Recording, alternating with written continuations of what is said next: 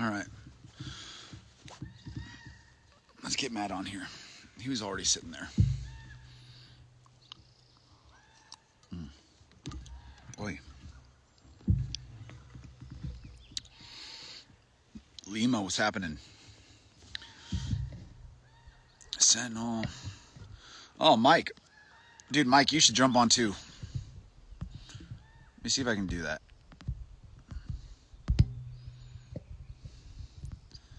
Let's see. Let's see. How do I... Let's see. How do you add people now? Oh, there we go.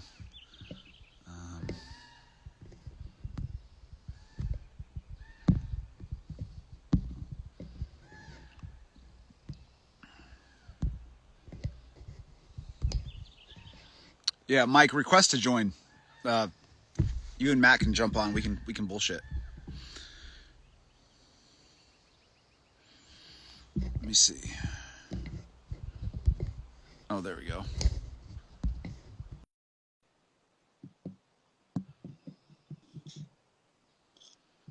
Let's see. Hey, what's going on? What's up, brother? Dude, your time difference is probably crushing Yeah, you right no, now. it's normally when I'm normally getting up at this time, so it's just a little bit earlier, but not too bad at all. What's up?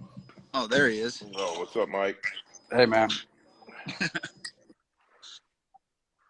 No, so what's going on, Matt? You and I were chatting, and we've been meaning to get on a live for a while, and I've talked with old Mike here about it multiple times as well. And you know, obviously, there were some viral videos being passed around from everybody and their mother, and looking for individuals to be called out or whatever. And I don't want to necessarily turn this into a name calling thing, just as much as guys with bios like your guys's or mine or whoever, and just differentiating and explaining kind of the ability for some guys to be like Silver Star, Medal of Honor winning dudes, but that can't teach you to do that, and one doesn't necessarily parlay directly into the other. Yeah, no, I don't think it. Yeah, no, I don't think it necessarily does. I think too, anytime there's a really bad habit within social media or even the training industry where guys are leading their number one selling point, right? The first thing they do is they start telling you where they came from and some stuff that they used to do. And that becomes, every time when I see that, I'm like, that's great. That tells me you have nothing to sell other than that.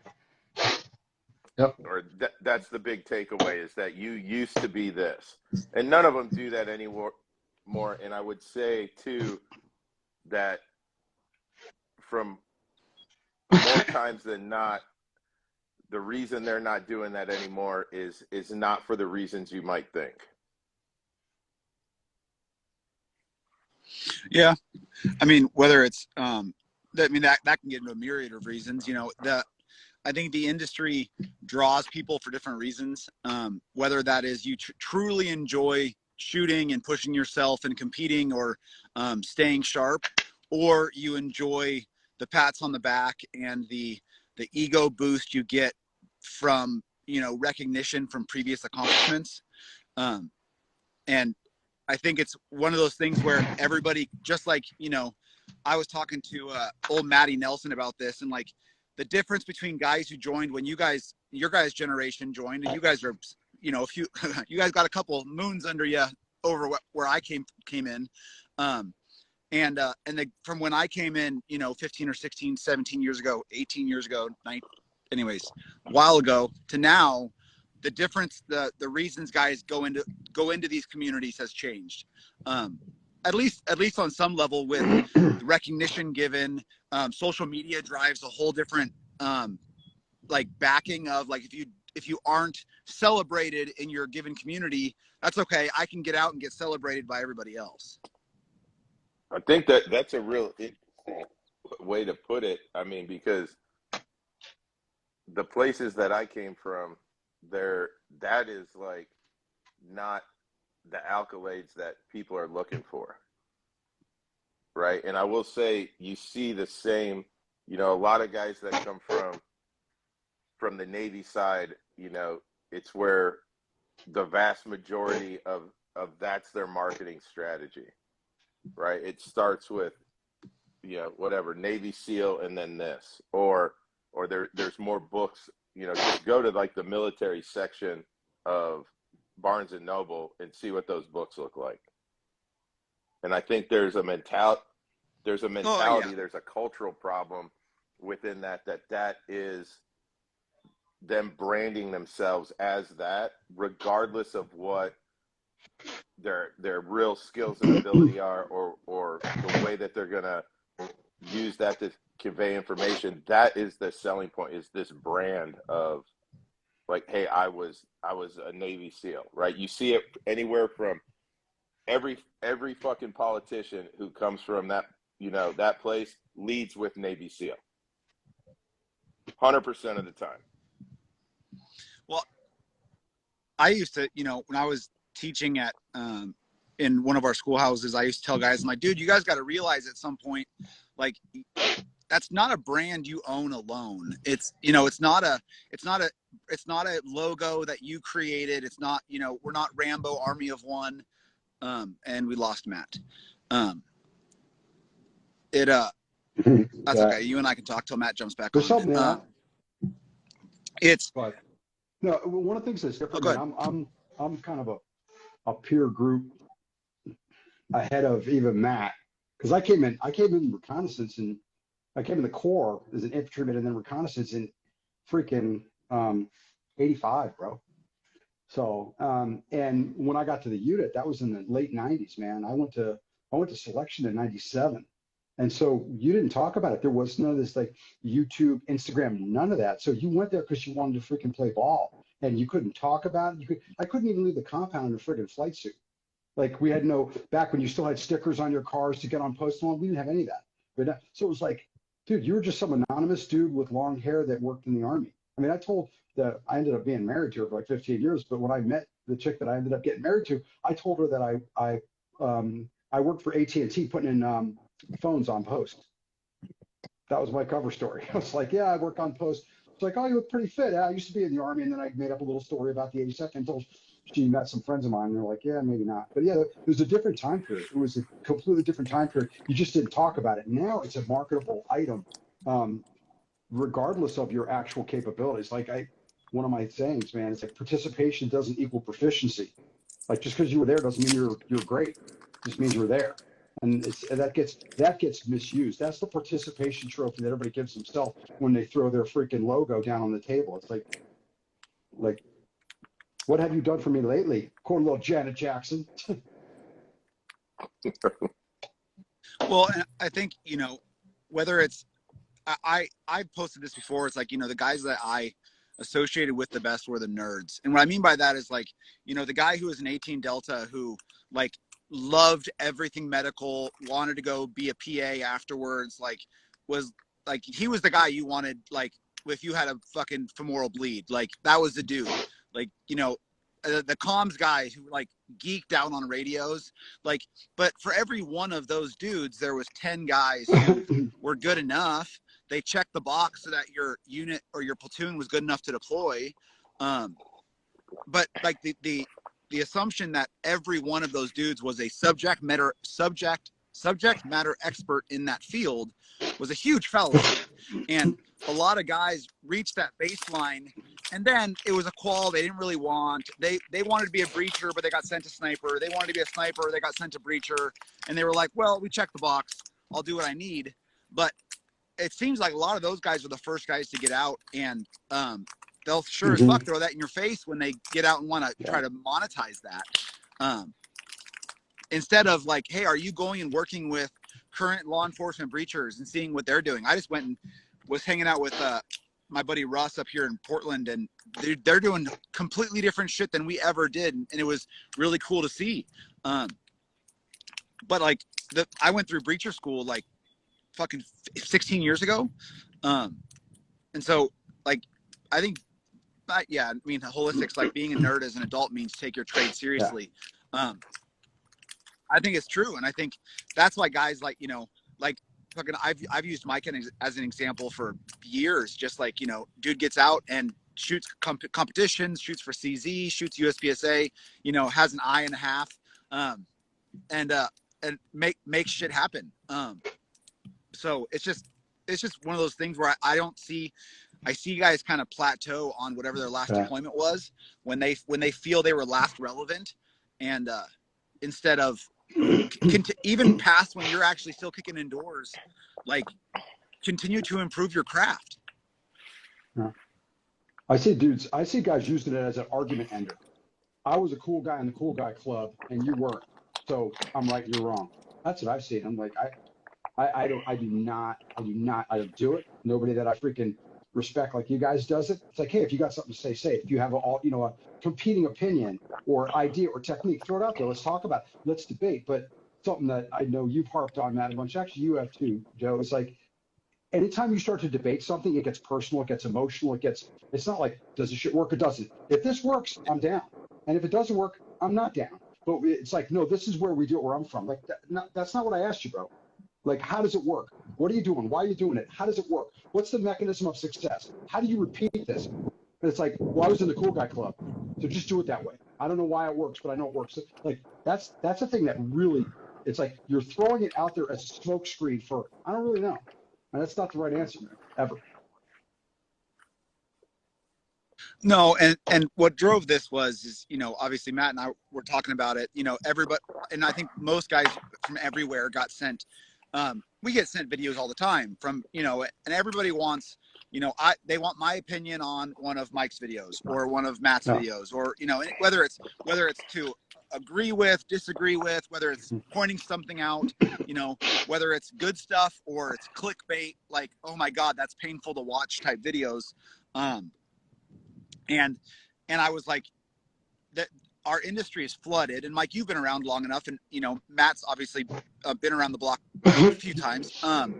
But within the industry, you watch these like ebbs and flows of numbers of guys, and you start to realize like when that's not working, then you want drama. Then you want like, hey, I want you know, Mike Pannone to be versus Matt. Like we're gonna pit you guys against each other so that we can watch the drama unfold. Which, like you said, I think let's talk about what was the disagreement and why, and what's the context of why there might be different views on this item that makes people better. Not like whose bio is bigger, whose, you know, background is more prestigious, and that automatically gives you validation to your opinion. Yeah. Here's the thing where a lot of these dudes are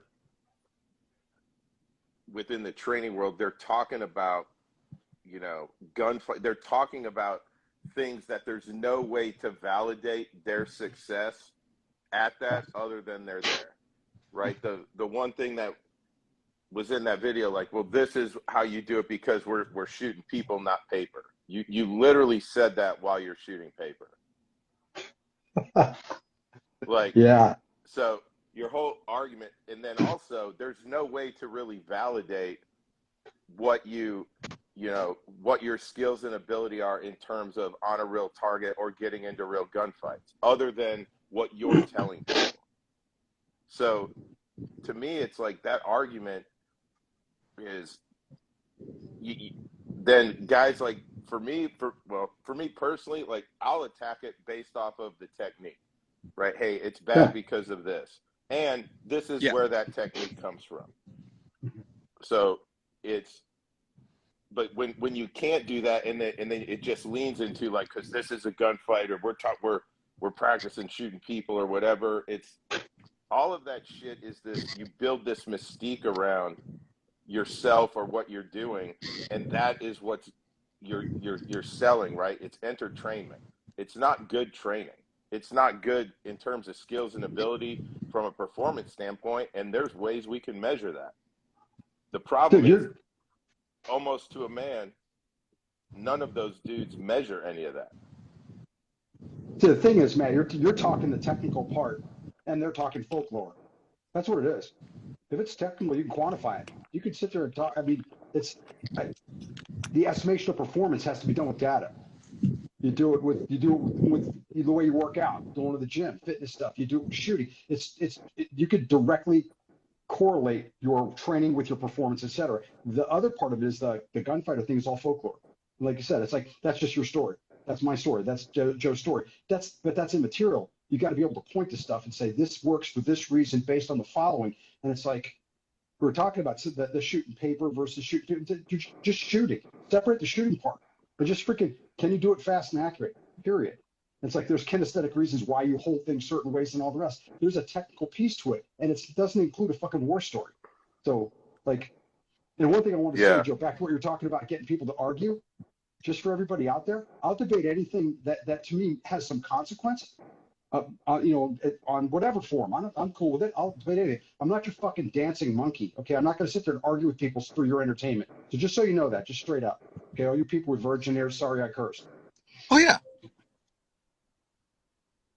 No, and I think it's, I like to say this, like, whether you're putting metal to metal or metal to meat, like, how fast you clear the holster and put rounds where you want them matters. Like, and that's quantifiable, right? Like whether you're wearing plates and that was spun by a shot timer or somebody like showing a gun, like, and showing intent, like how fast you can use your mechanics, use your technique, and put rounds where you want them is insignificant of the way you cleared the room, the tactics you got to get on target, the communication you're doing, that, whether it was a 2-man entry or a 4-man entry, like the getting the gun into the gunfight or getting the rounds onto the paper, like there's very little differences that are tactic related or gunfighter related at that level. When the fucking gun's clearing and you're fucking finding sights and pulling the trigger, what's the acceptable sight picture and how are you putting rounds where you want them? So I just think we get down to like, well, I was a gunfighter, so I'm teaching gunfighting. I was a competitive shooter, so I was teaching. There's ways to game a stage. You and I have both shot USPSA, Matt shot USPSA. Like, there's ways to game a stage and how you enter and exit positions, bro. But putting you're the right. rounds I'm with you, bro. That's huh? strategy. And strategy, tactics are strategy. Tactics are solving a dynamic problem with a moving adversary. I got it. The shooting is a quantifiable component skill of tactics. What they're doing is trying to blend both and find out the balance that makes them look like something that maybe they aren't. I just want to shoot fast. I want to shoot fast and accurate. I can solve problems pretty good. I'm a relatively smart guy. I haven't been killed yet, so I've done okay. And so a war story doesn't make you stronger or faster or freaking, more effective. It doesn't, man. It's just something you tell people when you're at freaking O'Loughlin's drinking freaking drafts and eating wings. It's like, dude, that doesn't help anybody. But the Instagram world has created an environment where people want to be entertained. It's like fucking story time. And that's the problem, man. That's a huge problem because people get out there and train. It's like, hey, man, it's hard. It's a lot of freaking work. It's a lot of repetitions. It's a bunch of failures. And it's like, that's not jazzy enough for IG. And I'm just freaking all about the blue collar part of it, man. You got to do the freaking work. And it's like, that's where we've gotten to the point where we sell, not we, the collective, the people we're talking about are selling a bio because that's being sold in lieu of skill. That's what it is. It's just the truth, man. Like, if you got the skill, show me the skill, man. I don't need the war story. Everybody's got their own. And the people that don't have military war stories, everybody's lived a hard life in one way or another. We've all taken it on the chin pretty hard. I don't know anybody's gotten out without it. So, hey, man, leave it alone. Just freaking work at your craft. Like you said, Matt, before, man, make your gimmick good shooting. Like, why don't you do that and leave the rest of it out? But that's the problem with the war story thing and the resume thing. In lieu of the hard work, I used to be a cool guy in another life over there somewhere. Stop. What? Well, I think it's the. Oh, go ahead. No, just like I see it in the tactics versus everything else, right? The marksmanship. Yeah. If you're, I still think the right answer is if you're standing on a range, you have to remove everything except the technical part of the shooting. Yes. Yes. And 100%. it doesn't matter if you're using a practical approach, if you're using, you know, like a marksmanship approach, a more, you know, scenario intensive thing, but really you're not building like this idea that you're marrying tactics to your marksmanship when you're training marksmanship has to go away, because people that do that, then when they are working on the tactics piece of it, are completely ignoring the marksmanship.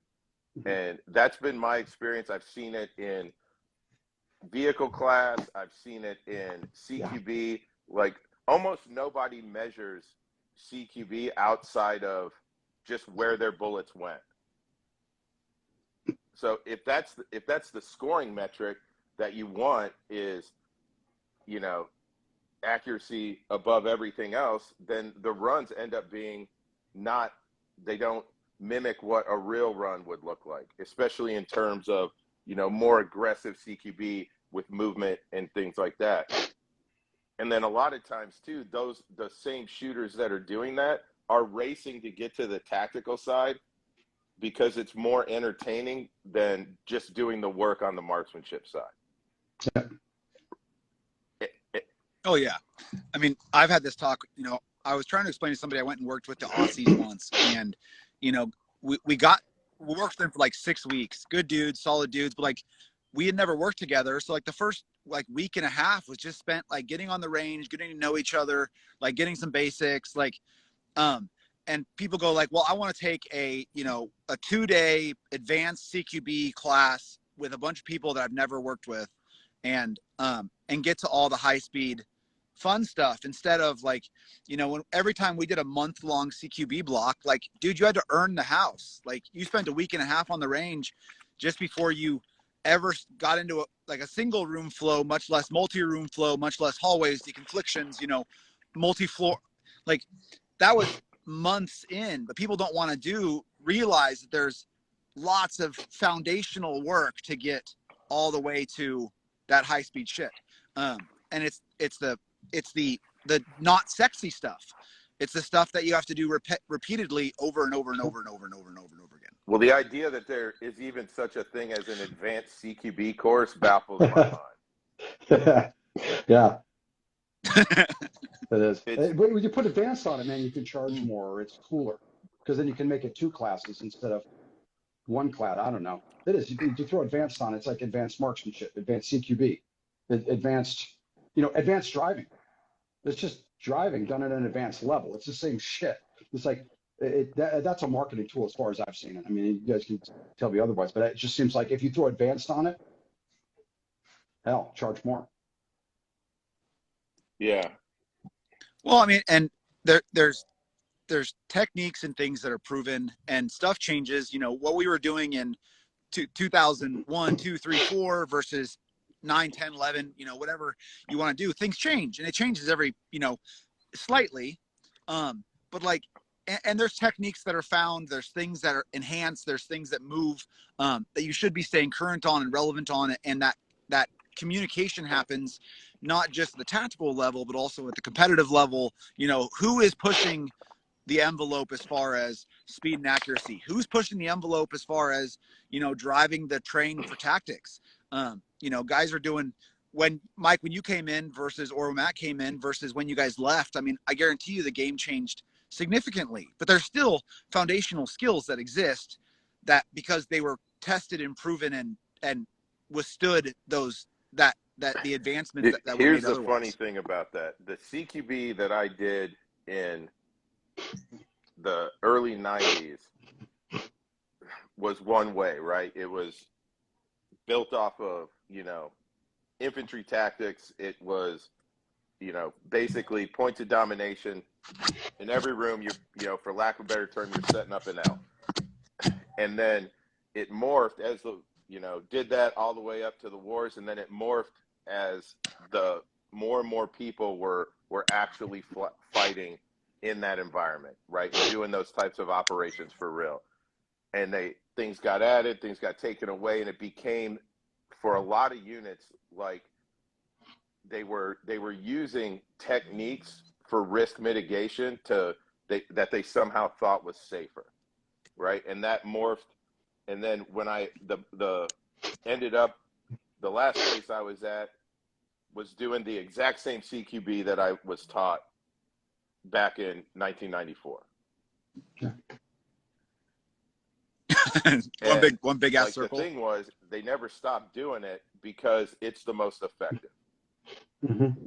And to me, that cemented like, hey, okay, and it's all built off of small unit tactics. There's nothing fancy, there's nothing sexy about it. What made it look fast and it was real aggressive really came down to what individuals could do with their tools. That's what made it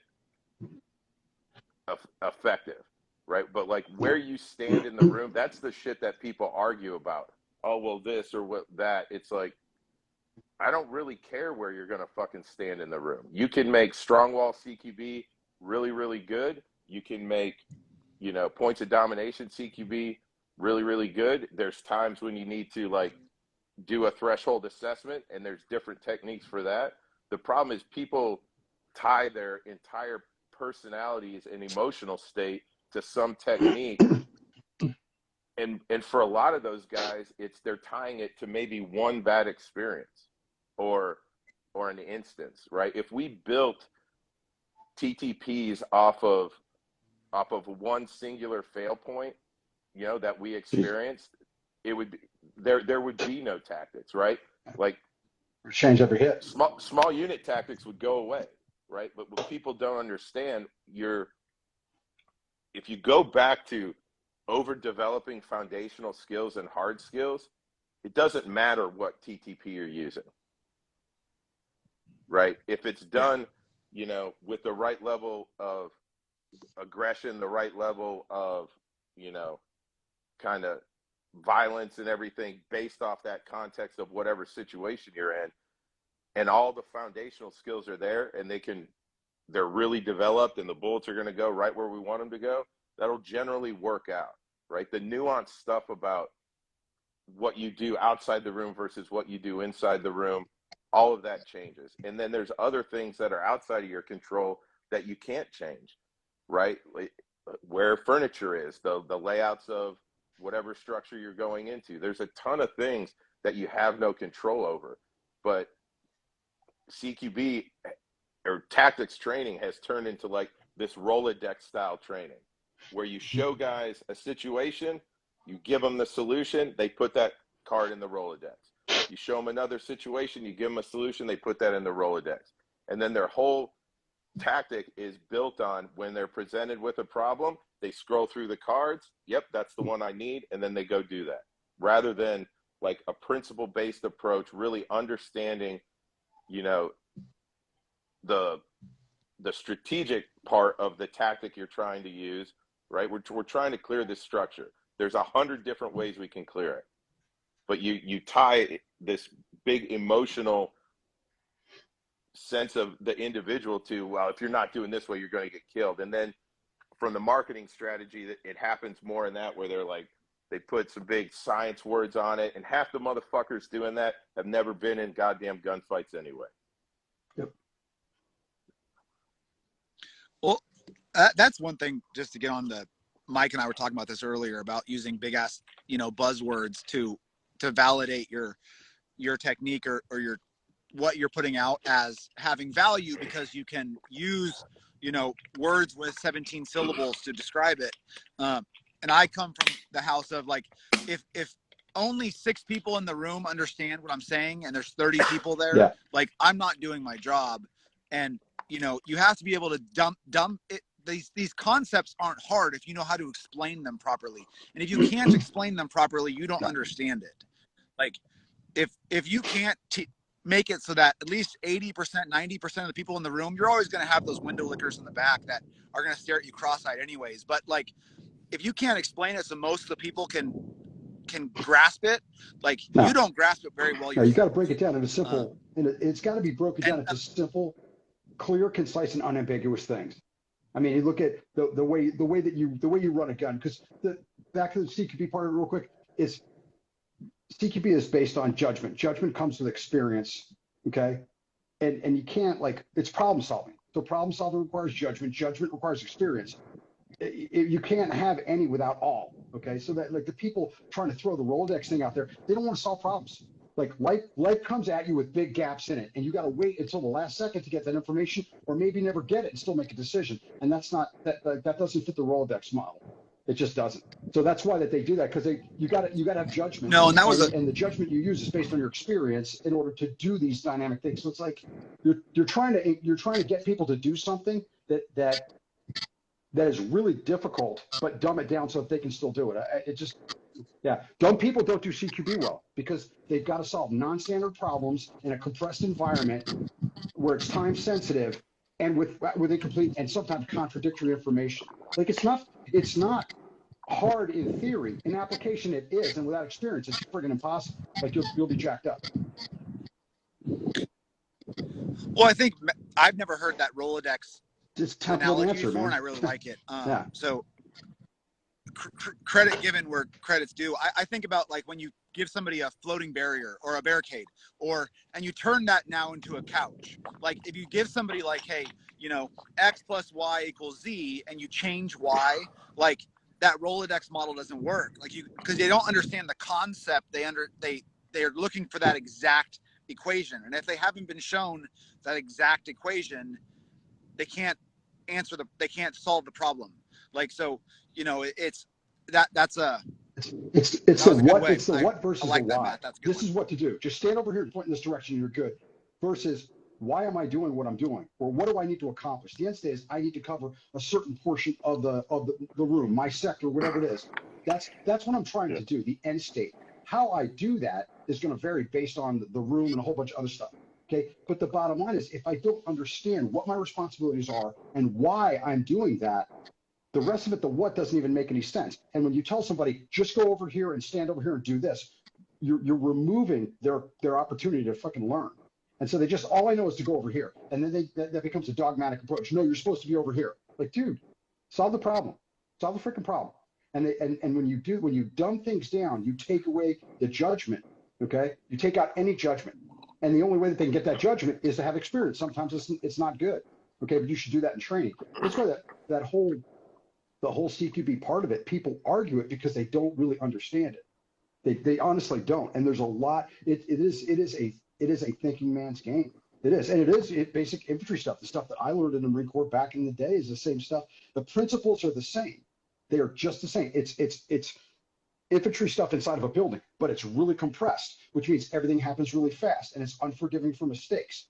It's like, there's no magic to it. It's just really fucking hard if you do it at a high level. So, I mean, that's why the whole Rolodex, the template answer, just stand here and point your gun there, that shit doesn't work at all. It makes people feel good about themselves and then fail on target. What's funny is that made me think about it. The original purpose of this video, which was people having a qual being a automatic equivalent to being able to teach that skill set. And I think this brought up a really good point, which is, if you've been in a unit, pick any unit, infantry, CTT, SEAL, Rangers, SF, CAG, DAMNEC, whatever, take any one you want.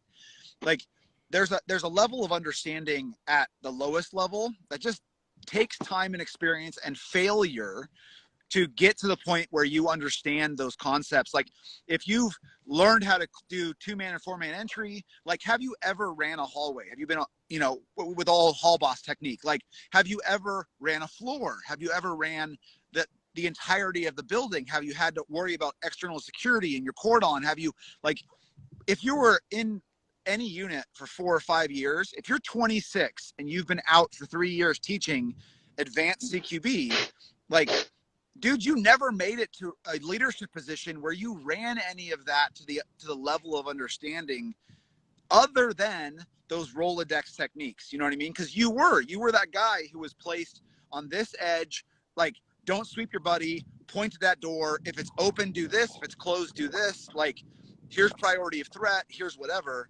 And it takes some understanding to be able to not only do that, like, hey, if we're all on a fire team, a platoon, a squad, whatever, a troop, and we're going to go do this. Now, not everybody, even that understands it at that leadership level, can then teach somebody else to understand it. And so, you know, that's why it's like you get into like, hey, dude, get out. If you're a fucking Ranger, Marine, Green Beret, whatever, you want to teach pistol classes, carbine classes, whatever. But like, people get where they feel insecure in what they can teach, and so they start teaching everything they have no business teaching. And that's what I think ends up killing me. Or they don't look at like, hey man, if you know, teach pistol 1 classes and stuff, but don't start shitting on other people just because they're better than you at this one thing. Like, and that's, you know, the video Matt was talking, or we that started this whole live was, you know, shitting on competition shooters. You know, we're not shooting paper, we're shooting people. It's like, well, just because that person puts bullets where he wants faster doesn't make him irrelevant in this skill set. No, yeah, it's but it's hard, man. Well, it's the same thing. Could be, you know, it's their guys are so well. It's just a lack of understanding of what like the competitive world is, where it's well, they're shooting lighter slides and lighter loads, and I get it, yes, like, but I will say, so like minor power factor production ammo, 147 grain ammo, is very, very similar to Spirit Gold 147 grain in terms of feet per second, you know, the way the gun recoils, and I shoot a lot of both of them. In the competitive world, like, when you say things like that, you don't know what you're talking about. Like for me, I first started shooting competition with my duty Glock 35 with duty ammo, and was very successful initially shooting that way. Now, yeah, there was a benefit once I got some 40 minor ammo. Yeah, I felt like there was a benefit in that because I could make mistakes, and then the outcome of those mistakes were not as profound as when I made those mistakes with duty ammo, because the power factor was significantly less. It's one from shooting major power factor to shooting minor power factor. But the thing is, when guys start talking about that, or all of these tactical dudes that talk about competitive shit that have never shot competitively, or really, in my opinion too, haven't put in work to train themselves, right? Like, let's be completely honest, there's a lot of things about military training that like the civilian market doesn't know, right? Outside, if you come from any group, any SEAL team, MARSOC, you are not shooting every day. You go through large periods of training where you're not shooting every month. This idea that everyone's putting in a ton of effort into their individual training, the unit isn't. The guys that are developing faster are doing it on their own, right? And the easiest way to be motivated to train on your own and then to compete, you're going to look to competition shooting, right? You're either going to look to 3-gun, 2-gun, you know, USPSA, IDPA. But this idea that like, oh, I was at this place, right? Like, a lot of these, the training is just abysmal at these units. It's not, or they're bringing in outside guys to train the units. And most of the outside guys they're bringing in are competitive dudes. And then it comes back full circle that as soon as you get out, now you're just shitting on the competition world. I mean, I think I've told both of you guys the story. Like, what drove me to shoot competitively was actually PRS, because I went to sniper school and was like, you know, top 3 in my class. Like, I thought I was all that is, you know, soft sniper. I am, you know, I'm going to go shoot this competition and win because, you know, duh, we're better than everybody. And I got skull drug by, you know, 15-year-old girls who grew up on a ranch shooting since they were 8, who shot 243s at coyotes every fucking weekend. And I started shooting competitively because I went back to the platoon and realized, like, I didn't get on my long gun for like 6 months, because we were doing VBSS, we were doing, mobility, we were doing CQB, we were doing, like, there was no sniper sustainment in any of it. So I was like, well, fuck, I'm a gun dude. I like shooting. Like, I'll go shoot these competitions. And what happens is I watch a lot of guys go out there and do that, and then their ego can't take the fact that they're not good at it. And so they justify going back into their little small circle where, oh, I'm one of the good snipers at my team, my troop, my platoon, my team, whatever. And so I don't want to compare myself to a big pond. I want to compare myself to a little one where I'm good. And that's why they end up shitting on competition. And that drove me. I have an addictive personality and tend to go like, well, if I suck and they're better than me, why are they better than me? And so for me, it was long gun stuff that then drove me to go to USPSA. And then I met with Bruce Xray. And then, like, I befriended all these people who are way faster and more competent with a firearm than I am. Now, I wouldn't take them on patrol in Afghanistan, but they had a lot to give me from, how to shoot whatever platform I could, that they were good at. I had a lot to learn. I'll tell you. But not everybody's ego can take that. You take any of those dudes, you will get them to a level where they are competent to go on patrol in Afghanistan much, much faster than you'll get to their level of skills and ability with tools. Yeah. 100%. Absolutely. I'll agree with that. A dude like a world-class shooter, like I did 1 week back in December of 2019 with Ben Stugger shooting rifle, right? 5 days nonstop of rifle training. What he was able to, his understanding of training, right? And what he was able to start doing with that rifle at the end of 5 days was significantly better than I would say 90% of the guys at the highest level of JSOC. But he approaches training differently, right? He's committed to it at a much different level. You talked about the PRS stuff. Guys' view of training will change when everything you're shooting and what you're shooting all comes out of your wallet. That will completely change how you deal with time and resources and wasting time. It's like, but when the ammo's provided, the guns are provided, a lot of dudes think like, oh yeah, I'll really maximize that. And most people don't. No. They just go through the motions of training rather than actually training themselves. The having ammo provided, because all of us here have had ammo provided to us before. What people have done, and I've seen it, I know all of us have seen it, is people assume, well, I've got all this ammo, so if I just shoot more, I'll get better. I'll shoot 1,000 rounds a day, whatever, pick a number. It's like, no, man, it doesn't work like that. That's not how it works. If that were the case, then everybody would just buy 10,000 rounds and be freaking, Ben or Eric Raffel or whoever. Like, that's not how it works. But they think, I've got all these assets, so by default, I'm going to get good. You're like, no, man, there's a lot more to it than that. And then when they realize that they can't, they shoot 1,000 rounds a day, and the dude who's dry firing in his hotel room on a trip kicks their ass. Then all of a sudden they're like, wow, I did all that shooting, and Matt didn't do like shit, and he kicked my ass again. Like that's the point. That it's not the resources, like what you said, Matt, about Ben, the way you've used training. It's not the resources, it's how you allocate your time with those resources and what you focus on. And that's like that comes like you gotta look to other people that have been extraordinarily successful and get it from them. You don't get that from the military. Honestly, you don't.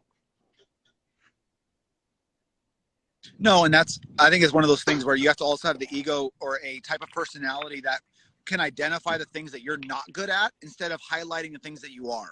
And so if you're good at one thing, people tend to then just want to shoot that because it makes them feel like they're in their comfort zone, instead of like, if I know I'm really good at, like, I'll use physical fitness. If I'm a naturally good runner and I'm not strong, and my bench press and my squat and whatever doesn't come naturally for me, I should probably be spending more time on that than I should be running. Like, and so shooting's the same thing. Like, I've heard this when I was working at Trade-Et, and guys would be like, I'm just not a good pistol shooter. Like, then why? Like, and why aren't you going back and dry firing? Like, oh, fuck it, I'm just not a good pistol shooter. Like, don't tell me that on the line. Like, in our community, then you've highlighted, your weakness. And so you're like, I'm just going to make up for it because I'm better with a carbine than a pistol. and just accept the fact that I suck with a pistol. And I think that's something that not all guys have. They go like, hey, I'm good at this. I'm just going to continue to do that because I know I'm good at it. Instead of going, I know I suck at this, and so I'm going to spend my time to increase my deficiencies or to build on my deficiencies via just doing what I know I'm good at. Yeah, I think a lot of people don't understand too, like a lot of the things that you learn in terms of like discovery with a pistol translate over to a rifle really, really well. You know, I've met a lot of good shooters that are very great rifle shooters that can't shoot a pistol worth of shit. But I have yet to meet a really good pistol shooter that sucks at rifle. Yeah. Like they and that's I agree with that. in terms of training, like one, if you're buying ammo, pistol ammo is much cheaper than rifle ammo. You know, maybe not now, but it's you know, they're closer now. But spend the time, the things that you're going to understand in terms of, you know, movement, moving the gun around, you know, managing recoil, the visual piece of it. You can draw similarities with the rifle and start translating that stuff to rifle, and your rifle game is going to get much, much better. You know, but a lot of people don't see that, and then also too, there is like a willingness to like accept mediocrity or deficiencies in terms of the shooting world, and then just make mistakes for it. Well, I shoot people. I don't shoot paper. Well, you're literally saying that standing there shooting paper. So it's Oh, the irony. it's just yeah, but that's It's a dodge, man. you It's hear an that. excuse. Straight up, it's an excuse. I mean, it's like if you're justifying poor performance based on some unquantifiable thing, it's just an excuse. You know, it's like it's like anything else that if you can't do something, you just can't do it. Nobody's concerned with your fucking sob story. Sorry, man. You know, it's like it is what it is. Work through it. And I think some people have a really hard time going like, that dude's just better than me. Like straight up. Like it's well, he never you know, both you guys know Nick at Valox really well. Dude, shooting son of a bitch. Like super good dude. Like I don't want to get in a drawdown with that dude. He is better with a pistol than I am. He's better with a carbine than I am. Like just a good. Now it's just one of those things where he has taken the personal motivation and spent his own rounds and his own time and his own effort to get good with a gun. I think there's a lot of tactical shooters or guys with backgrounds who are unwilling to accept the ownership of their skill set, and they get out and they have to justify it with, well, I'm not as good as him because I did X. And I think it's a really, like you guys are saying, it's a poor excuse of not having ownership over your skill set. You're not as good as him because you're not working as hard as him. Yeah. Or the understanding of 100%. how to work at it might not be there. Yeah. And I think, but that goes back to like, well, I have to have something that I can quantify to people that makes me better. So here's my resume. Yeah. No, I think, Mike, you told me this the first time I met you in person, and I still to this day use it as an example. I think we crossed paths at SHOT Show on the escalator, and I was like, hey, man, really appreciate, you know, what you do, how you put stuff out. This was years ago now. And you were like, yo, dude, like here's my advice I can give you. It's like when you come to a class, like don't spend a day convincing people they spent their money well. Give them information and let them figure that out for themselves. Like you don't need to spend a day telling them war stories and like make them leave going like, I'm still digesting information like on how to be a better shooter, not just your war story on why or, you know, why they should be listening to you. Like give them their money's worth. And you know, that was Mike, that was 8, 9, 10 years ago now. And dude, it's my whole thing, man, from where I came from, you know, before in the Army. I don't want to sit there and pimp that, one, because it's trashy, and two, because that's not how the freaking like the people that I respect do it. You go in there and you perform, and they'll go, yeah, he was one of those guys. I don't want to sit there and sell a bunch of shit, sell somebody a freaking bullshit story, and then go, he was one of those guys? Really? Like, that's the whole thing, man. It doesn't, like, your song sounds sweeter when somebody else sings it, man. You don't talk about it. You just go there and go, this is what we're going to do. This is how it works. Let's get to freaking biz. Let's get to work. And then at the end, they'll go, oh, yeah, he used to be one of those guys. Oh, that makes sense. They go, oh, that makes sense. Yeah. But it's not, if you're selling it up front, dude, then it's probably not worth buying. You know? Well, I think that's one of those things, right? Like when you just said it, you were like, he's one of those guys? Like, Exactly. I never want to be that guy. You know what I mean? That somebody goes, oh, like he served in that capacity? If you really respect like, where you ooh, came from, then you like, dishonor that by looking like a jackass and then selling it. yeah. And that's, you never want to be that guy. But no, guys, it's actually starting to get cold. I'm getting blown over right now. Matt, I appreciate you jumping on, man. Even with the time difference and everything else. Two guys I really respect. I appreciate you guys taking the time to jump on with me. And obviously you and I, all three of us, I talk with both of you guys regularly through DMs and text and bullshit. So keep doing what you're doing.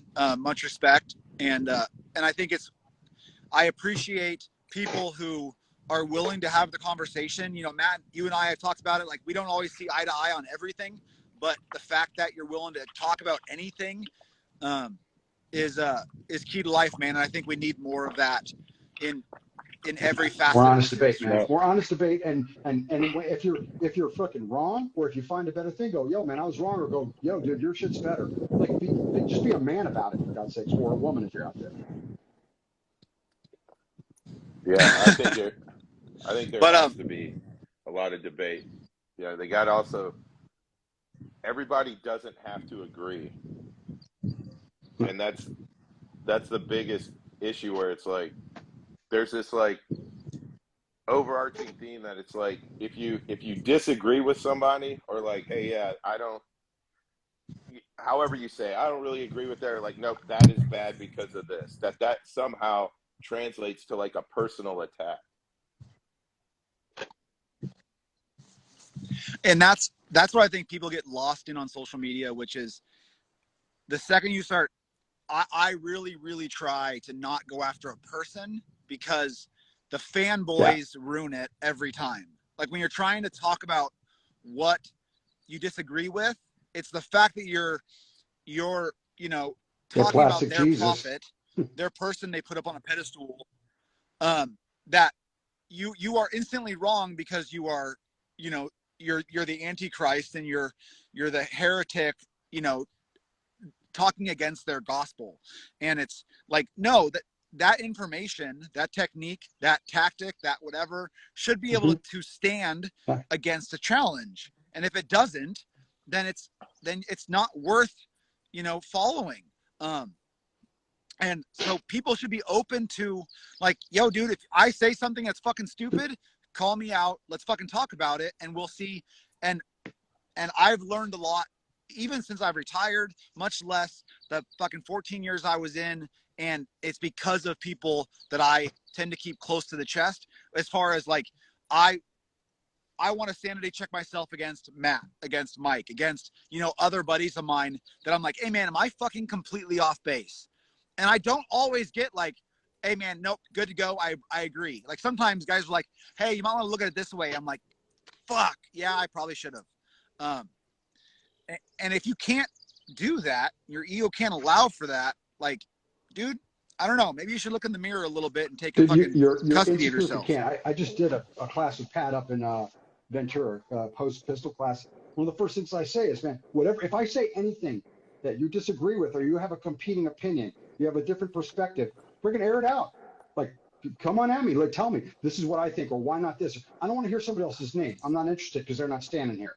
I want you to tell me why you disagree, or what a competing opinion is, and let's talk about it. Let's figure it out. We're right here on the range. We got timers, we got guns, we can shoot it. Let's discuss this and figure out why there's a disagreement. And it may just stay disagreement. We may just not agree. or we may go, wait a minute, we're both saying the same thing different ways. But you got to be open to that. If you're dogmatic, you will never grow. You will stay exactly where you are. You'll just tread water until you finally drown. And it's self-defeating, and yet it's ego protecting. Yeah, 100%. Well, appreciate you both. Thanks, guys. Obviously, if you guys aren't following them, you're fucking stupid, and you probably aren't shooters. And if you're not following me, I might not be your flavor. So I appreciate all you guys. Matt and Mike, till next time, All right. brothers. Appreciate it. Take it easy.